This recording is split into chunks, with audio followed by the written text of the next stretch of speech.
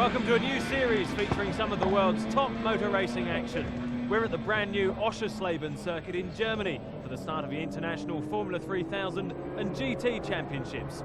Once again, you'll be able to follow the season on ITV.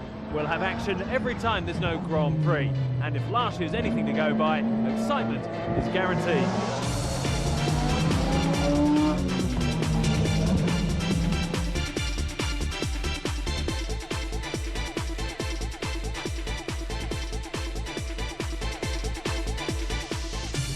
Last season, the GTs thrilled us from start to finish.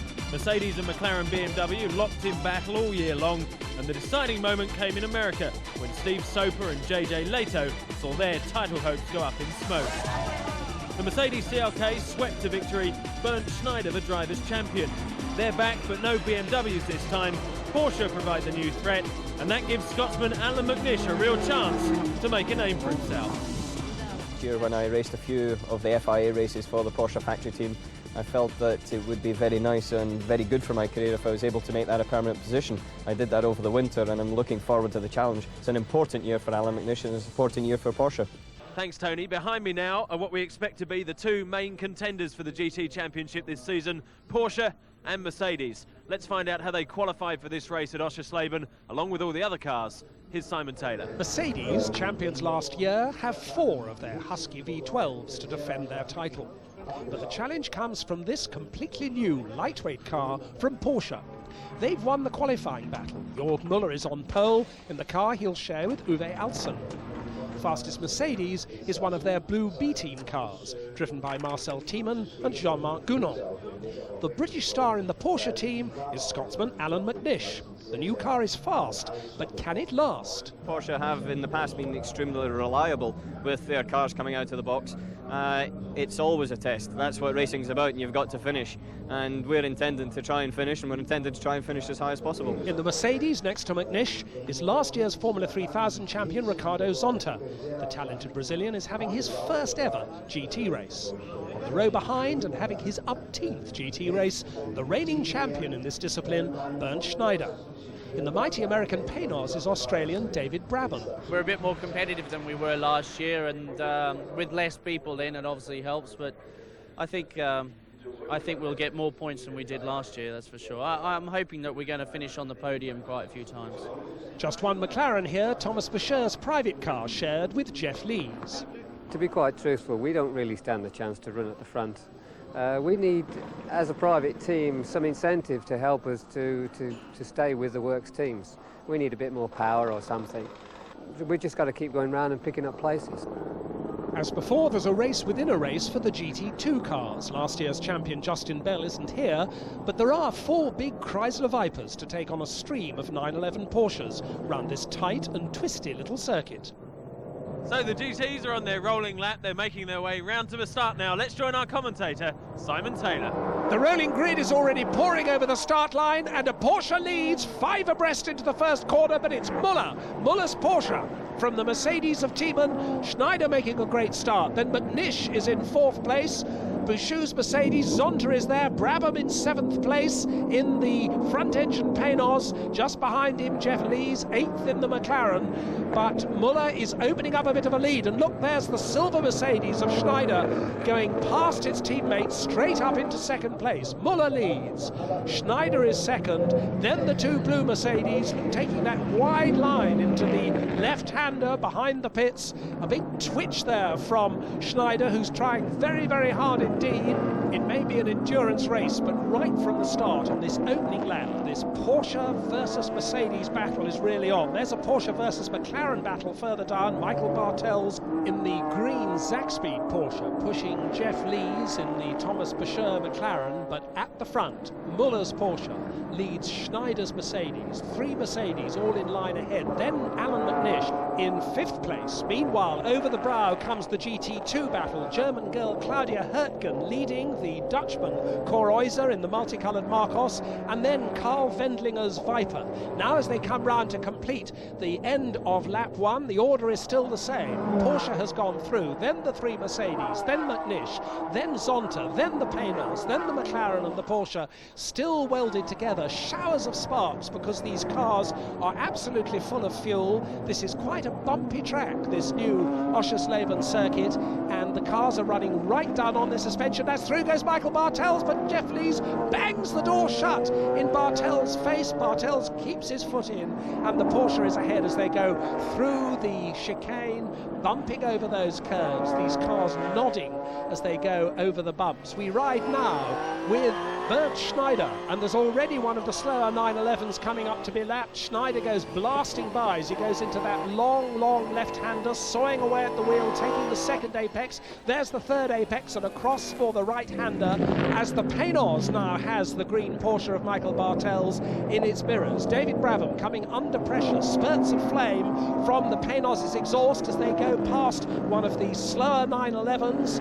Paynos and Porsche past the 911 Porsche, and the headlights ablaze on the Paynos, this very distinctive silver car with its engine, of course, in the front.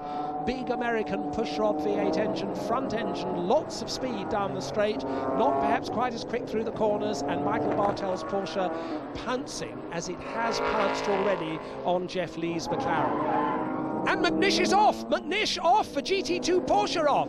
Is that a traffic accident? Did the two of them collide? McNish stationary, seeing it again. Zonta's Mercedes is there. Zonta's Mercedes apparently spinning McNish round in front of the GT2 Porsche. A cloud of smoke and steam and gravel. Still spurts of flame from the back of the Porsche because the engine's still running. McNish gets it back onto the circuit.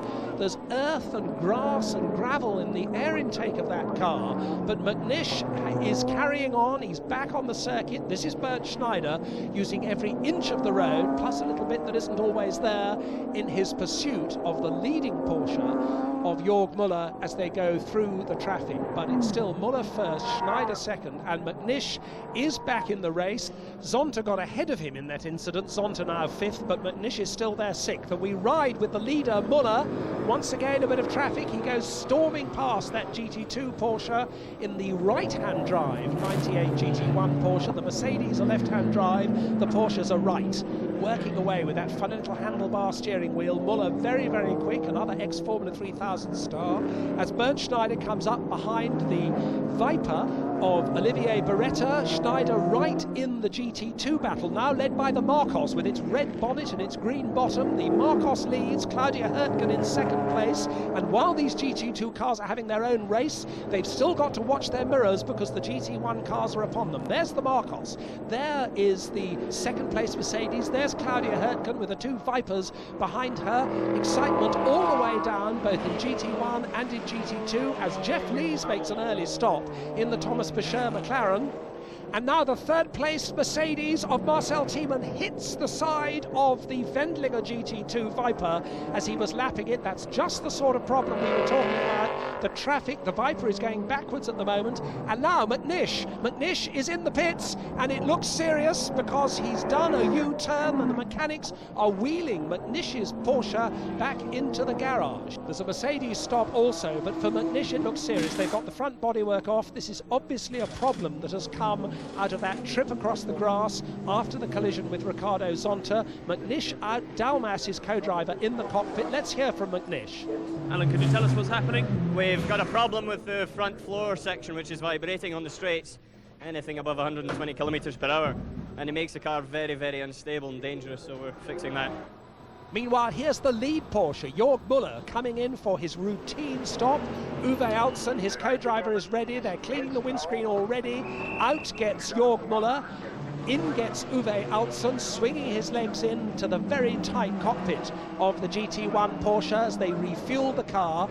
Schneider is in now with the number one Mercedes. Mark Webber standing by, but Schneider stays in the cockpit, and they can't restart it. They've got a problem restarting that car. They've got the door open again. Uwe Altzen back into the race, and as Altzen rejoins, they still can't restart the number one Mercedes. Meanwhile, they've mended the McNish car. Yannick Dalmas taking it back into the race. They've patched up the undertray. And look, they're still trying to restart Bernd Schneider's Mercedes. They're plugging in a slave battery. Now he's got it started. He's got it started. Shut the door. He stalled it again.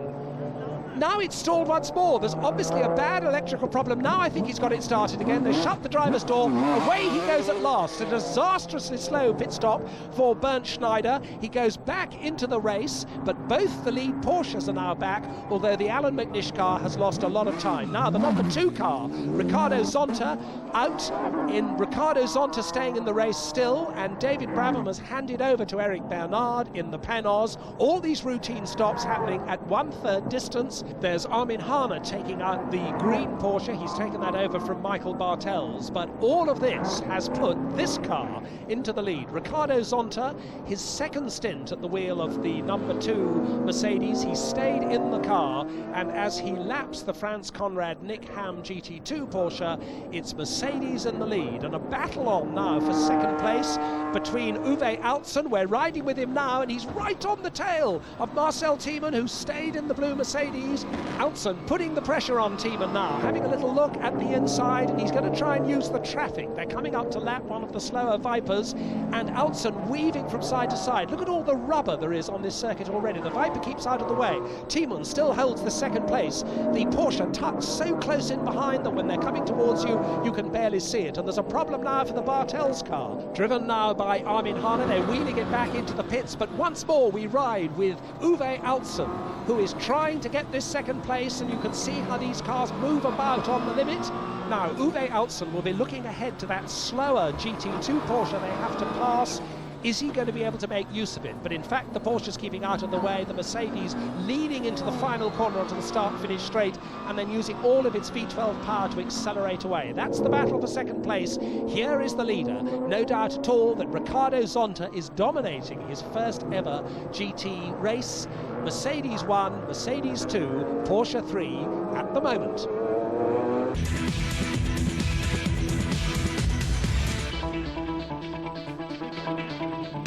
Welcome back to Germany in round 1 of the FIA GT Championship. All sorts of problems, as you've seen, for our man Alan McNish, but it's still an intriguing battle at the front. Let's rejoin our commentator, Simon Taylor. Thanks, Dave. And there is our leader, Ricardo Zonta, the silver Mercedes with the red mirrors, still in the lead. But it's Mercedes, Porsche Mercedes now, because Uwe Altzen won that battle for second place that we were watching earlier with Marcel Thiemann. And the sister car to Marcel Thiemann's is coming in now. That's the Bouchou Mailander Mercedes, comes into the pits for an unscheduled stop. And the Alan McNish Porsche, still going after its earlier delay, it's now in 7th place. Here's the Thomas Bashir McLaren losing a bit of bodywork, which flies into the air. Everybody who follows has to take avoiding action. They're still working on that Mercedes in the pits, and in comes now the second place Porsche of Uwe Altzen. And it's not a routine stop. He does that sinister turn which allows the mechanics to push the car back into the garage. They're going to work on that car too, just as they did Alan McNish, in a big accident. That's Thomas Bashir's McLaren being hit very hard by a GT2 Porsche. The McLaren is completely crippled, smashed at the front. The GT2 Porsche has come to a halt. It looks like another traffic accident. I don't know what started that, but Thomas Bashir still in the car, opening the door now. Michael Caine in the pits, the team manager of Thomas Bashir's car, watching it all on a TV monitor, no doubt not particularly happy. Now we're going to see a replay. Thomas Bashir is on the grass, the car all in one piece, but he goes back onto the track. The car spins round straight across in front of the Graham Poulin GT2 Porsche, which smashes into the front of it, and the front of the McLaren is awash with shredded bodywork and steam from broken radiators, and that car's race is certainly run. That's Thomas Bashir, the wealthy German banker. I wonder if his wallet will feel the difference after today's race. So Mercedes now 1, 2, 3, because the Uwe Altzen Porsche is still in the pits being worked on. We don't know yet whether it's going to come back into the race or whether it has indeed been posted as a retirement. Ricardo Zonta the leader. This car, the one with yellow mirrors, Bernd Schneider in second place. So Bernd Schneider almost a complete lap behind Zonta, because he's got Zonta behind him on the road, but almost an entire lap in front of him in the race. Schneider taking that wide wide line. He too has done 2 stints in this race, sliding a little bit, correcting a bit of oversteer. This wonderful looking silver Mercedes with the big V12 engine at the back, big heavy car, heavier than the Porsches, but so far it seems just as quick and certainly more reliable. But Alan McNish has climbed back up to 6th place. There he is, headlights ablaze, coming over the brow of the hill, but their teammates, that's Jörg Müller there in the pits talking to the Porsche personnel, his teammate Uwe Altzen also out of the car, in fact getting a little cuddle from Jörg Müller. It looks as though Müller and Altzen are out of the race. The 2nd place Mercedes in the pits now, a routine stop, and now Marcel Thiemann is handing over to Jean-Marc Gounon, who gets into the car for the first time this race, and that shuffles the order among the Mercedes. There's Bernd Schneider, and he moves now into 2nd place, still Zonta leading, Schneider in 2nd place. In comes the 4th placed car. This is the Pénoz. Eric Bernard brings it in. They're still working on the Marcel Thiemann car, refueling it, and now the other 2 Mercedes are both in the pit lane. Schneider comes down the pit lane, Zonta comes down the pit lane. We're going to have 3 Mercedes in the pits all at once. One of the Mercedes mechanics nearly getting run over there by Bernd Schneider. Schneider is in his pit, Zonta is in his pit. We're sitting with Schneider as the screen is cleaned, the new wheels go on, and now Schneider is getting out, and his Australian co-driver is about to have his first go in race conditions in the number 1 car. That is Mark Webber. Klaus Ludwig's in the Ricardo Zonta car as well, so both the number 1 and number 2 Mercedes have changed drivers in these pit stops. But let's hear from the co-driver for Schur's McLaren, Jeff Lees. Today was a bad day. It seemed to all go wrong in the pits for a start. The starter motor wouldn't work, lost a lot of time there. I also had a tyre problem at the start, but we finished it off in a big way, I think. A big and expensive way to end the race for that McLaren. Well, the Mercedes running 1, 2, 3 up with them on the road at the moment. The Hannah Bartels Porsche, the only one of the GT1 Porsches to have had a trouble-free race as they come through that long right-hander. Side by side, the Mercedes, and squeezing in the Bartels Porsche, losing a bit of bodywork there. Let's hear from Ricardo Zonta. Ricardo, a long stint for you. How difficult was that? Yeah, very difficult, because first time I'm in the car and was very completely different for me than another race. But I started not very well, and I had some problems with the front tires, a lot understeer in the first hour. Alan McNish and his Porsche got a shove from one of the Mercedes. He wasn't sure if it was you or Schneider. With me, because one Porsche was in front of him. He couldn't overtake him. When I came right side than him, he came from my car, and we touched, but he gone outside the track. But it was the race. I didn't know. Well, that explains a lot. Well, Alan McNish is slowing down now. I can see the Porsche with its headlights still ablaze, with its winker going, then moving across to the left, and quite clearly all is not well with that car. Alan McNish nursing it down to the end of the pit lane and trying to get it clear off the track, which he now does. And what a tremendous shame that is. We had such high hopes for Alan McNish's first drive in this new Porsche, but it's all gone wrong after a difficult race, and it now seems that McNish's race is run. No such problems for the Klaus Ludwig Mercedes, which is storming around. Ricardo Zonta got that car in the lead. Klaus Ludwig is carrying on the good work, and Mark Webber's lost a wheel. The yellow mirrored Mercedes has lost a front wheel. The wheel is rolling across the runoff area, crashes into the barrier quite harmlessly, fortunately, comes to a halt. But what about Mark Webber? Mark Webber has managed to get that car on 3 wheels. The left front wheel is missing. We see it again. The wheel comes off as he lurches to the left. Fortunately, that's the final corner almost of the lap, and he hasn't got far to go to get back to the pits. And now the Mercedes mechanics are working on that car, no doubt trying to find out why the wheel departed. Is there any damage? The mechanics looking at the hub and trying to see, can they get another wheel on? Can they get him back into the race? He was second. The Gounon team and Mercedes has gone by to take that second place, and as the Mercedes mechanics work, there's McNish's abandoned car. McNish walking back to his pit, but still they're trying to get the number 1 Mercedes back into the race. They've got a wheel on. They're trying to tighten it up. and the air wrench is just spinning round and round and round. There's obviously still a problem there. Mark Webber sitting impassively in the cockpit. Is he going to be able to carry on with his first GT race? They can't tighten the wheel up. Now they're trying a bit of good old-fashioned elbow grease. A great big wrench is put on the wheel nut, and they're determined to get that car back into the race. They've got it started, the wheel is on. Is the wheel going to stay on? Mark Webber takes the car out into the race. And here's Alan McNish walking home. Just when you thought it couldn't get any worse, it has. Yeah, unfortunately, we were out of sync on pit stops, and we thought about trying to make it to the end without another one. That proved impossible, so I started to pick up the pace again, and something's happened and I've lost drive. I don't know what it was just coming out the corner, and it's a bit unfortunate. So it's a good opportunity to really test the car to the finish of the race. And even the side of a Mercedes with 3 wheels couldn't cheer you up now. I don't think anything could cheer me up at the moment, to be honest. Well, cheered up by the 3-wheeled Mercedes was David Brabham, because he has gone past into 3rd place, but now he's coming into the pits. The Paynos coming into the pits with David Brabham at the wheel, and this is not a scheduled stop, and that is going to allow Mark Webber's Mercedes to get back into 3rd place. Mercedes go back to 1, 2, 3, and the Paynos coming rather gently down the pit lane into its pit with some sort of late race problem.